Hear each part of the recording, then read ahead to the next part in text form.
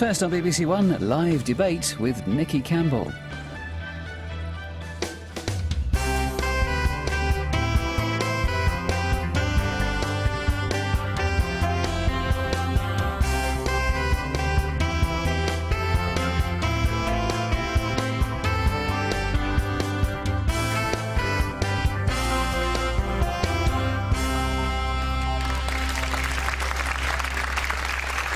Good morning. I'm Nikki Campbell. Welcome to the Big Questions.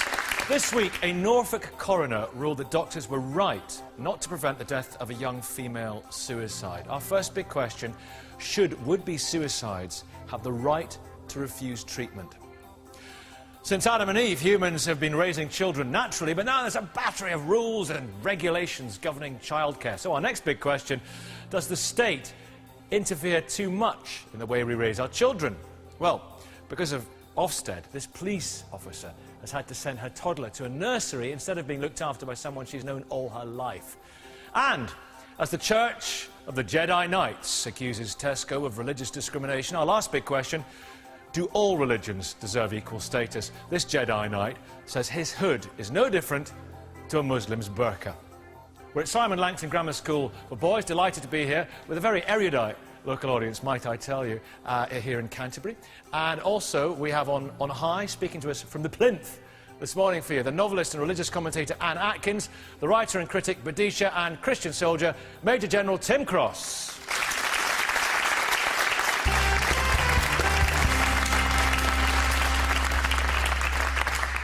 Two years ago, 26-year-old Kerry Wolterton swallowed poison, then called an ambulance to take her to hospital. On arrival, she handed a letter to the doctor to confirm that she understood the consequences of what she had done, but did not want any treatment to save her life. The doctors let her die because they believed that to intervene would be a criminal assault. So, should would-be suicides have the right to refuse treatment? Sean Gabb from the Libertarian Alliance, is this purely a matter of personal autonomy, because doctors are there to save lives? It is a matter of personal autonomy. Anyone who believes that this is an argument about euthanasia, I think, is mistaken. With euthanasia, a doctor or somebody else is intervening to commit a positive act. With simply leaving somebody alone to die who's expressed a clear wish to do that, it's simply a matter of respecting somebody else's autonomy. And if you say that doctors have a right to coerce somebody to have treatment that he doesn't want, then you are stating a principle which can be applied in all sorts of very sinister ways. Indeed so, but it's extending the principle that you very clearly laid out this morning. If you were walking along a bridge, walking your dog or whatever, and you saw somebody about to throw themselves off, and they said to you, no, I want to do this, this is my personal autonomy, would you just let them throw themselves off that bridge? In principle, yes. It depends on whether the person is clearly of sound mind, but if the person, if it is reasonable to suppose the person is of sound mind, then yes, of course, it's not my business to interfere. But in practice, your human instincts, my human instincts as somebody watching somebody about to throw himself off a bridge may be very different from those of a doctor who has been given a letter in a hospital that somebody's thought about. Anne Atkins.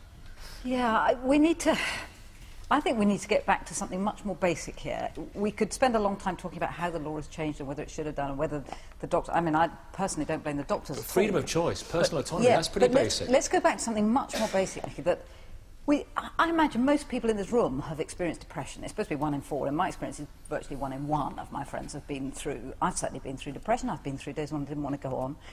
Depression, you know, not wanting to live, is a terrible, terrible feeling which passes. Are we saying that this girl, when she was 36, when she was 46, wouldn't have found something, some joy in her life to live for? You referred to human instinct. It is human instinct, and it is absolutely the right instinct. If somebody fit, healthy and young is trying to kill herself, we must intervene. Now, I'm not saying the doctors were wrong in this case, or that what they did wasn't legally necessary, but it's bonkers, isn't it? Don't we all feel for this girl of 26 who was physically healthy, she had a lot to live for. I mean, what about Eric Sigmund, what about the morals of it? What would you do if you'd been one of those doctors? She clearly, I mean, you can still be mentally ill and you can have a personality disorder, as the psychiatrist said in this case. in a hospital, and you can still make a rational decision. I completely disagree. I think that, first of all, you cannot make a judgment about someone's mental state with a snap judgment. You have to save their life first and worry about the consequences afterwards. You don't have time to go into depth to find out how rational they are, and I think that you must save lives first or else go into a different profession, quit your job. I remember as a child, my father he's a surgeon, was presented with a child who was a Christian scientist. My father was told, don't do a blood transfusion, you could be sued. My father said, basically, I'm doing it anyway. He did it. He saved the child's life. He did the right thing, and he could have been sued. And I've always felt that's what doctors simply have to do, and they need to be protected legally. Yeah. Robin, because you deal in medical ethics, isn't that the case? If you do this in your own flat, whatever, it's a terrible situation, it's awful, it's tragic, and it's horrific, but that's one thing. The minute you involve the medical profession, surely it's their moral and professional duty to save your life. This is coming back to Sean's point that we can exercise our autonomy if we're seen as having the capacity to do so. Now, if we don't have some form of mental disturbance which affects our ability to understand the information about a particular decision at a particular time, retain that information, weigh it in the balance, and then communicate that decision, then we're seen under the legislation as capable of making that decision. Now, I can quite see your point about not making a snap decision about whether somebody's competent or not. And it does put healthcare professionals in a very difficult position. Did they make the right decision in this case? Well, I believe that in those circumstances they were right to worry about assault. If they had one of the consultants that said that she was capable of making that decision, then they were obliged to respect it. There is a moral problem with that, in that doctors are built and designed to save lives, and if they are more concerned about legal charges, I still think they should use their humane instincts and their professional initiative, which is to save a life, and probably accept the fact that when it comes down to it, they probably wouldn't be prosecuted for saving somebody's life, Sean, realistically. It's not the business of doctors to make people stay alive who don't want to stay alive. Now, we can perhaps agree that this woman was mistaken in her wish not to live, but she was of sound mind so far as we can tell, and it was up to the doctor to respect that. It is entirely different from euthanasia, to say again, where a doctor must intervene to give an injection and to end a life. Now, we can argue about that, but this is an entirely separate matter. In this case, the doctors were told, I want to die, leave me alone. But you don't know that she's mentally well enough to make that rational decision. But she appeared to be of sound mind, and she had written it out several Someone days who before. behaves that way is, generally speaking, not of sound mind, unless they have a terminal illness or in terrible pain. You must assume that people are of sound mind unless there's a very good reason not to. Well, if they drink a lot of cleaning fluid and have suicide notes saying, I'm going to kill myself, generally speaking, it's safe to accept probably not of sound mind at that point. No, she may be mistaken, but not of unsound mind. Tim Cross, if you'd been one of those doctors, what would you, as a Christian, what would you have done in that situation? I've got no doubt at all. This lady's life should have been saved. Yeah. And I think this idea that somehow she's a completely sane mind, I think the idea that she's completely sane mind, I don't agree with. I mean, she has tried to commit suicide several times. I'm not sure that she wasn't reaching out for help. If I'm going to commit suicide and I then ring an ambulance and I say I want people around me to help me feel better and so forth, this will sound very harsh. If you want to commit suicide, go and commit suicide. But if you involve the medical profession in this, we are treading across a boundary which is extremely difficult. And I think part of this is, again, like so many of these debates, we legislate for this sort of issue, and the minute we've legislated, we realise we've got the legislation wrong. There are lots of, blurry edges to this. So I'm absolutely clear. Her life should have been saved. No. OK, 1 second, Badisha.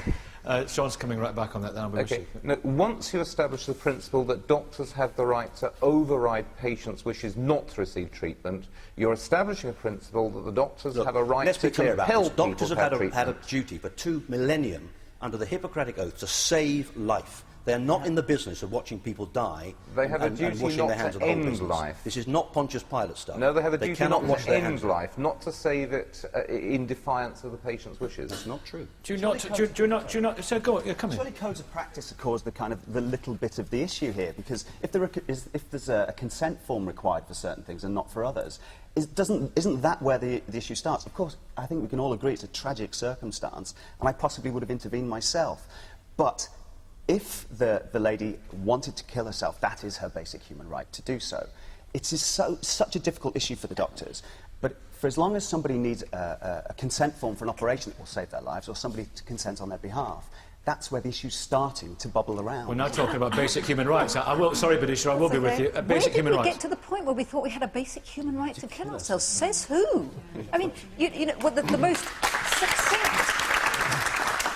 succinct comment I have ever heard on this was Lord Jacobowitz. Yeah. I heard him on the Moral Maze, and he simply said, it is wrong to take life, anybody else's or your own. Former chief rabbi, yeah. Yeah, and that it sums it up. Why do we think, you know, this wonderful life that we've been given, which sometimes is horrible, but basically is a terrific gift from God, who says we have a right to end it? Suicide is not against the law, Badisha. Suicide is always a tragedy, and it's always a waste of human potential. I think what's complicating the issue here is that this young woman who had tried to kill herself a number of times before then allowed her despair to intercept the medical world and then put the dilemma of life versus death onto those doctors who then, whichever way they acted, could not have gone home that night. Is it her right to refuse treatment? I think if you look at the legal details of the case, I don't want to argue against what happened purely on a legal basis. I think that what is really deep and what we're not addressing here, which perhaps we should, is how this young woman, who was obviously in despair for a great long period in her life, was not supported by society, was not supported by her GP, who's usually the first person you go to. OK, but the general broader principle, if I may, is it's somebody's right to refuse treatment if the refusal of treatment will lead to their death. And we're getting onto the whole area of the human right of suicide. This is a very, very specific legal point, and I think that when it comes down to it, unfortunately, although we may want to entreat them, people who really want to die, who really want to commit suicide, usually do find a way. And that is a dreadful thing for us to confront. But it's true because people have acted on it. I don't want it to be that way. I wish that society was such that someone who was mentally ill could have a first point of contact where they would receive the help, the therapy, the counselling that they needed, so that they never got right to that final line where you're deciding to end your life. But with that qualification, you've stated what you believe. Brother? Yeah, I'm not... It's a difficult thing. I don't want to say that I'm not saying I'm pro-suicide. I think it is a big question, and we won't be discussing it.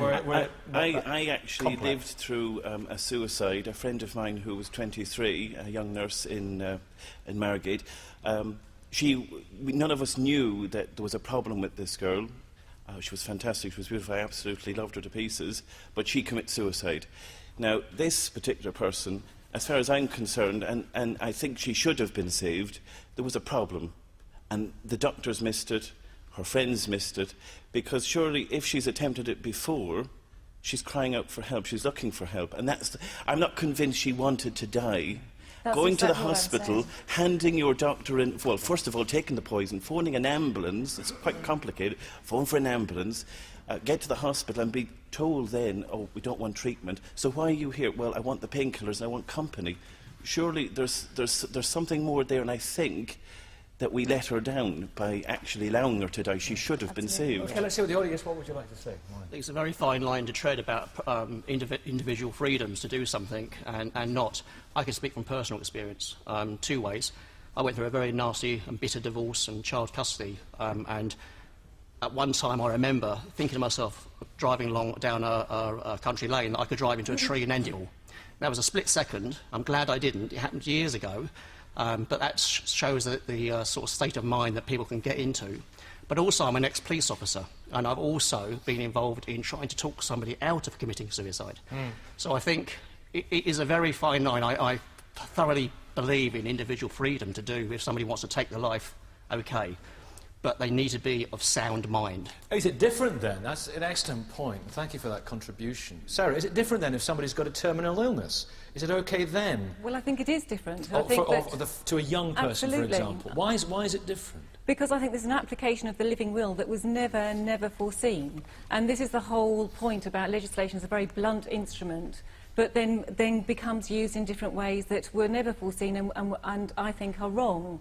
For young people, we know that they go through very traumatic times in their teens and early 20s. They're still forming their personalities, and what we should be doing is helping them through that, not saying, oh yes, you know, you're feeling depressed now, yes, of course, off you go, and we will let you kill yourself. So it's not, Sean It Gabb, is it's not it is self-limiting. We do, at this point, is absolutely right. You can get through it. You come through Yeah. depression, and Yeah. what No. we need to make sure is that No. young people don't reach that I mean, point. it may well be that this woman made a mistake, and certainly I'd agree that she was deeply inconsiderate putting the doctors to this choice.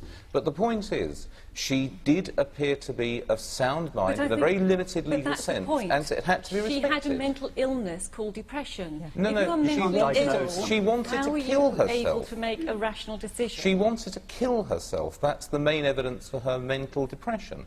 Now, the point well, is, and she that's wanted been to- going on for some No, time. she wanted to kill herself. Now, as I said, she may have been mistaken. I'm sure she was. But the point is, it was her choice, and she did not want to be revived, and it was the duty of the doctors to respect her. It So are wasn't we her saying- choice. She wasn't Yeah. well enough to make Yeah, a but considered that is the choice. That's the point. main No, no, point. your main evidence for saying she wasn't well enough to make a considered choice is that she made a choice that you don't approve of. No, that's No, incorrect. obviously. That is That's enough incorrect. evidence, That's not right. frankly. The Somebody other who thing wants to die yeah. is unless, as you say, there are different circumstances, such as a terminal illness, and you're going to die soon anyway. Somebody who's young and fit and healthy and wants to die is ill. So you can... Wait, this is really Your interesting. values on somebody else. This is really interesting. You can conceive of no circumstances where somebody who's fit and well just does not want to live anymore.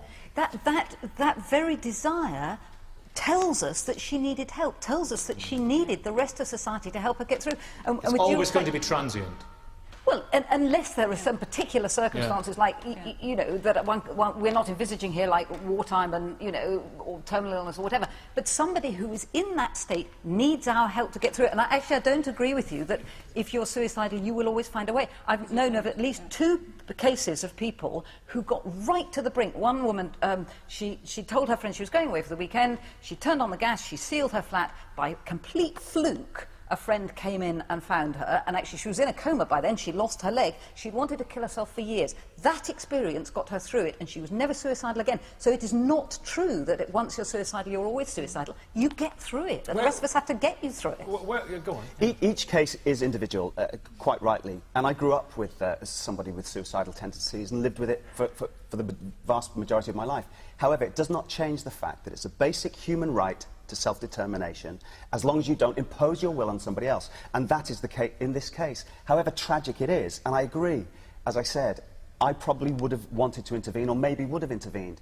Rightly or wrongly, I don't know. But you see, it is this her right. human right. She had parents, she had friends who loved her. We do not have a right to put our friends and our parents and people who love us through that kind of bereavement. People do We that don't all the have- time. Yeah, People that go doesn't- to... That doesn't give us a right to do it, People the fact that we do it. It's a basic human right it to isn't. self-determination. No, it If, isn't. for example, if somebody goes off to war as a soldier, you're telling me that people left behind aren't terribly devastated every day, That is worrying about the life of completely somebody different. else? Going It's an to war is emotional very trauma different that from we're suicide. giving to A man who's somebody been to else. war will tell us it's different. I think it is different. Being prepared to sacrifice myself was not quite the same as saying I wanted to go out there and die. I mean, I do think that one of the panellists here a few weeks ago, actually, I thought said something really important, which is there is a real difference between not wanting to live and actually wanting to die. I think this young girl may well be in a position where she did not want to live, but actually wanting to die. And then the system, and I think from a societal point of view, if we end up in a situation where society as a whole is allowing or helping people to die in those circumstances, we have, it's not just a difficult line, that is a hugely important line. So what do you think about a law that puts the medical profession in fear of criminal prosecution indeed. And if I think they are that's- to save someone's life? It's a very important point, because I think there is an element of fear in a lot of this that's driving us now. And there has to be a better way. Years ago, a lot of doctors were saying to patients, we can do no more for you, you must go home and die. And a lot of Christian doctors says there has to be a better way. And they created what we now call the hospice movement. And the hospice movement was about putting people into communities, into an environment where they were helped through difficult times and helped to die well, however one wants to define that. There has to be a better way of dealing with this. There has to be a spiritual Christian response, not just abandoning young people to say, if you want to die, that's fine, or making doctors fearful that they're going to be prosecuted if they stand by and watch it happen. Reverend Carvin. I find this a very difficult conversation to have. On the one hand, I very much believe in the sanctity of life, and it's an important part of my belief. On the other hand, we're presented with this tragic situation. We don't know all the details, but we have someone who has tried to kill herself before. I'm not in a position to be able to decide whether someone is competent, but it strikes me that because one is depressed, to say that they are unable to make a decision, a competent decision about their lives, seems to me not something I can hold on to. So I'm left with this difficulty. On the one hand, I want to affirm the sanctity of life. I want to affirm the sort of arguments that have been made, that we should be supporting one another. But when we are presented with someone in that tragic situation, having already made that decision, having thought about it enough to write it down, yes, she's been thoughtless, yes, she's put people in a dilemma, but what else can we do but to be with them at that point? So if you had been a doctor, would you have respected those written wishes in that living will, as some people call it, that advanced... Reluctantly, I think I might have, yes. Isn't it interesting that if she was a teacher or a carer and she was clinically depressed, all of us will say she is not fit to look after the life of someone else because she is not mentally well. So that would also apply to her own health and her own well-being. She is not fit. No, it's entirely different. Calvin, does that not, back to you, you would have respected her wishes, does that not run counter to your Christian principles? Well, I don't think it does. I spend a lot of time, as part of what I do, with people who have died, are dying, and there is a certain mystery about death that we have difficulty with. And I have a little difficulty with those who say death is this terrible thing that we can't quite engage with. For her, I don't know the details. I would want to say it is very tragic that we've got to this point. And in all our conversation, we do need to remember her as a person and share our contribution to the tragedy that brought us to some that. people, when they sincerely believe death is a better option, we must respect that. Yeah, I do. Yeah, right at the back. Go on. This is very personal to me because my father committed suicide, and he went to the hospital after he'd drunk the poison. And I think I would have I would be more concerned if the doctor hadn't tried. And they did try everything to save his life, and it didn't work because it was too late.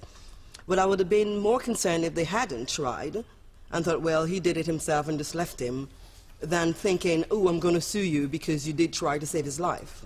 Yeah. You can't really say that having suicidal tendencies, you're in a right frame of mind, because it's contrary to human nature. You know, a man who's hiking in the woods, if a tree falls on him, his natural inclination is to save his life and to survive, to live. The will to live is it's a part of human instinctive nature. and inbuilt in us. Right. Yes. So somebody who's in that kind of frame of mind, we recognize as somebody who needs help, and that's why we have, organizations out to help people prevent, killing themselves.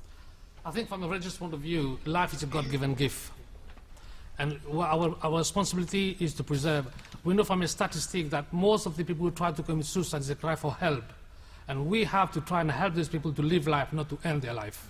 No, I'm afraid Sean, go on. I'm afraid the religious argument is irrelevant here. We can agree, and this is the God's law on Sunday, we can agree that life is something given us by God, and we have a duty not to end it. But that really is a matter between us and God, not a matter between us and the law. If somebody wants to end his life, it may be mistaken, it may be sinful, but it is not a matter in which anybody else has any right to interfere. Thank you all very much indeed. Now, if you have found the debate in any way distressing, or you'd like to discover where you can find help or counselling, log on to bbc.co.uk/headroom. You can send us your thoughts on the debate by logging on, as always, to bbc.co.uk/thebigquestions, and follow the links to our message board.